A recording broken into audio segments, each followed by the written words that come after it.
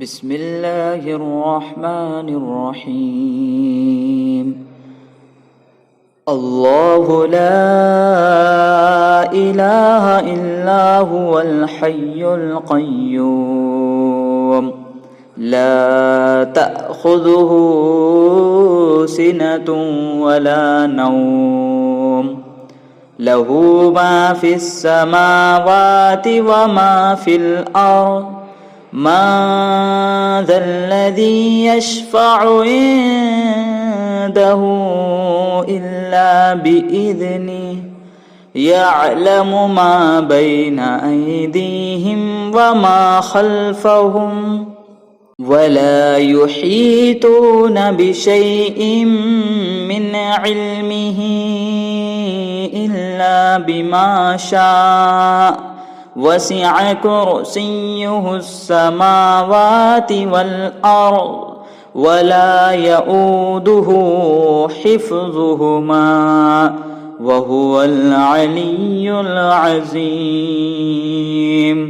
لا إكراه في الدين قد تبين الرشد من الغي فمن يكفر بالطاغوت ويؤمن بالله فقد استمسك بالعروة الوثقى لا انفصام لها والله سميع عليم. الله ولي الذين آمنوا يخرجهم من الظلمات إلى النور والذين كفروا أولياؤهم الطاغوت يخرجونهم من النور إلى الظلمات أولئك أصحاب النار هم فيها خالدون. ألم تر إلى الذي حاج إبراهيم في ربه أن آتاه الله الملك إذ قال إبراهيم ربي الذي يحيي ويميت قال أنا أحيي وأميت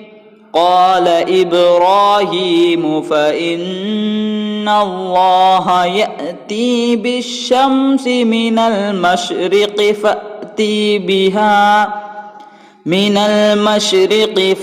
بها من المغرب فبهت الذي كفر والله لا يهدي القوم الظالمين. أو كالذي مر على قرية وهي خاوية على عروشها قال أنى يحيي هذه الله بعد موتها فأماته الله 100 عام ثم بعث قال كم لبثت قال لبثت يوما أو بعد يوم قال بل لبثت 100 عام فانظر إلى طعامك وشرابك لم يتسنه وانظر إلى حمارك ولنجعلك آية للناس وانظر إلى العظام كيف ننشزها ثم نكسوها لحمة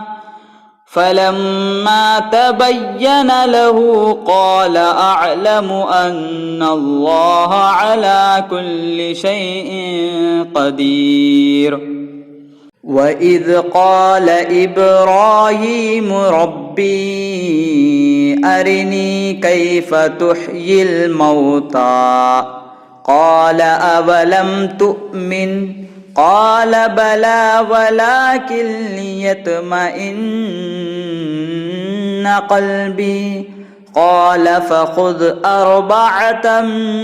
من الطير فصرهن إليك ثم اجعل على كل جبل منهن جزعا ثم ادعهن يأتينك سعيا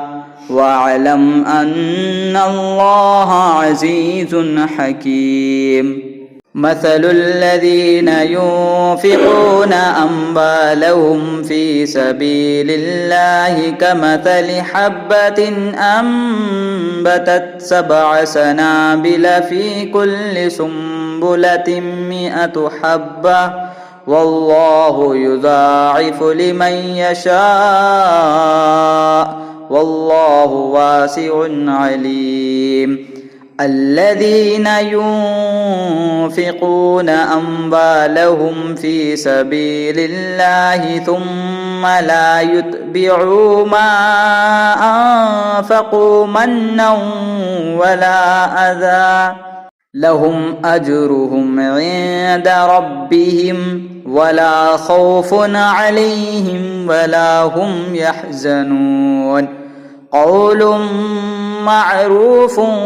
ومغفرة خير من صدقة